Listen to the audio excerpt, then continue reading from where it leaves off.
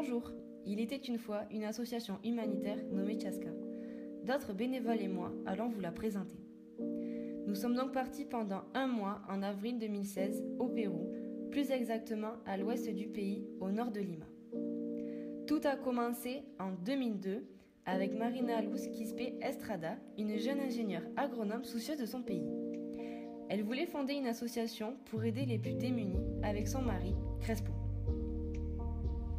Ils se sont installés sur des terres désertiques données par la mairie.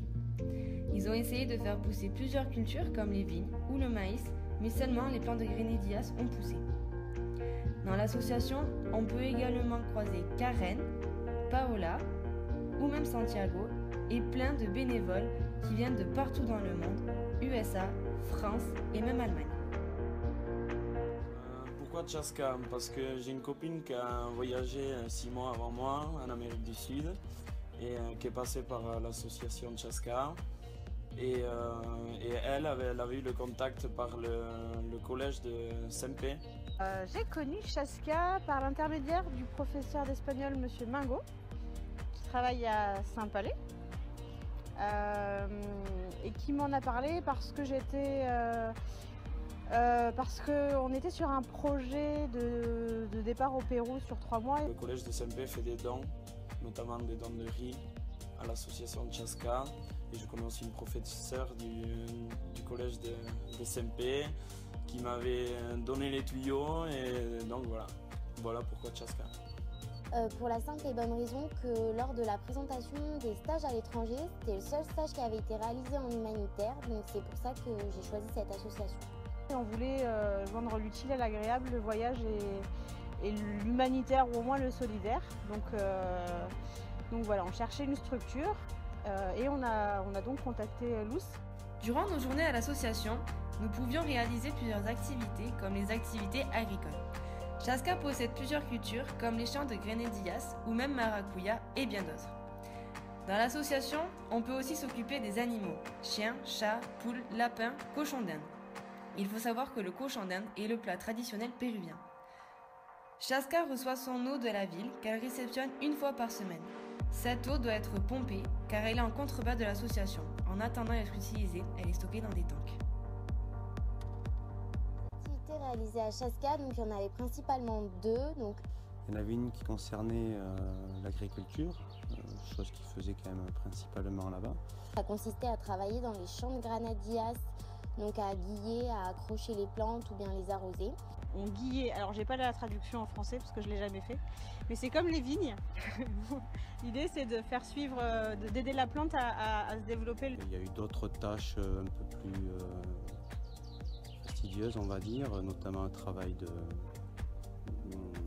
sur le puits, parce qu'ils ont créé un puits pour pouvoir alimenter toute l'agriculture, donc eau non potable bien sûr, où il a fallu quand même creuser, faire des petites cabanons pour pouvoir mettre les pompes qui elles-mêmes alimentaient les champs de l'agriculture. Chaska réalise des activités scolaires. Elle accueille les enfants à partir de 14 h en les aidant à faire leurs devoirs en espagnol, mathématiques et règles de vie. Par la suite, il réalise du soutien scolaire en écriture, lecture ou même calcul. À partir de 16 h, les enfants réalisent des activités manuelles ou sportives comme des jeux aussi bien à l'intérieur qu'à l'extérieur avant de rentrer chez eux à 17 h. C'était le secteur éducatif plus scolaire. À la scolarité, à l'éducation des enfants. Et les après-midi, c'était les enfants du village d'à côté qui venaient à la sauce. Et donc c'était soutien scolaire, aide aux devoirs en premier temps. Des difficultés par rapport à leurs devoirs, on essaie de les aider à comprendre.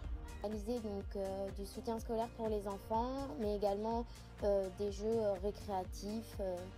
Et après c'était plus jeux et activités pour se décontracter. Je pense que c'était quasiment toutes les tâches qu'on faisait.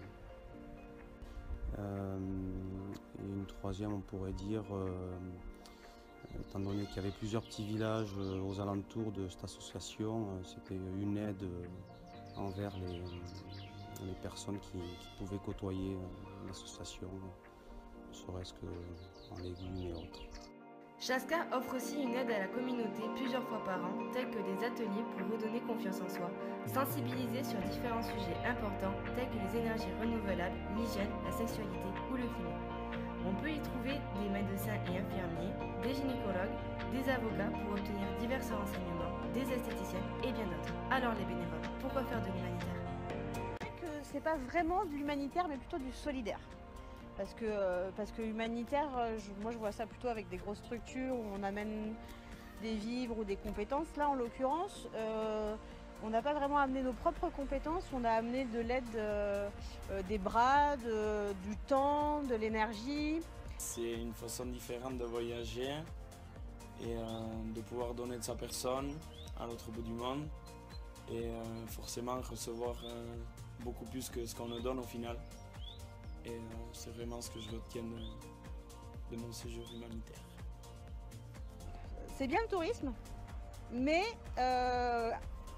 y arriver avec ces gros sabots d'Européens, ça nous dérangeait un peu. On avait vraiment envie de vacances utiles et donc d'amener un petit peu de notre temps.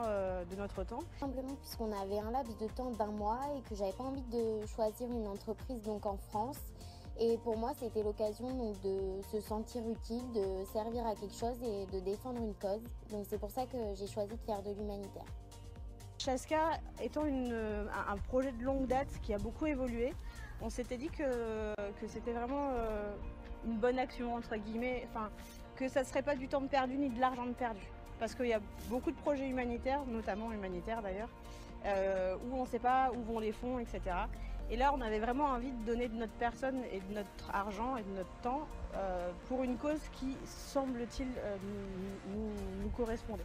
Et donc voilà, faire évoluer une structure dans du développement, avec aussi un aspect d'aide aux devoirs et par rapport à la scolarisation, l'alphabétisation.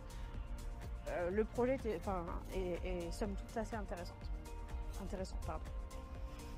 Alors un adjectif pour définir l'association, moi j'utiliserai le mot dépaysant. Émouvant. Diversifié. Enrichissant. La restructuration. Pourquoi la restructuration? Parce que chez nous, nous avons tout qui est structuré alors qu'eux n'ont rien. Et ça peut permettre de se remettre en question.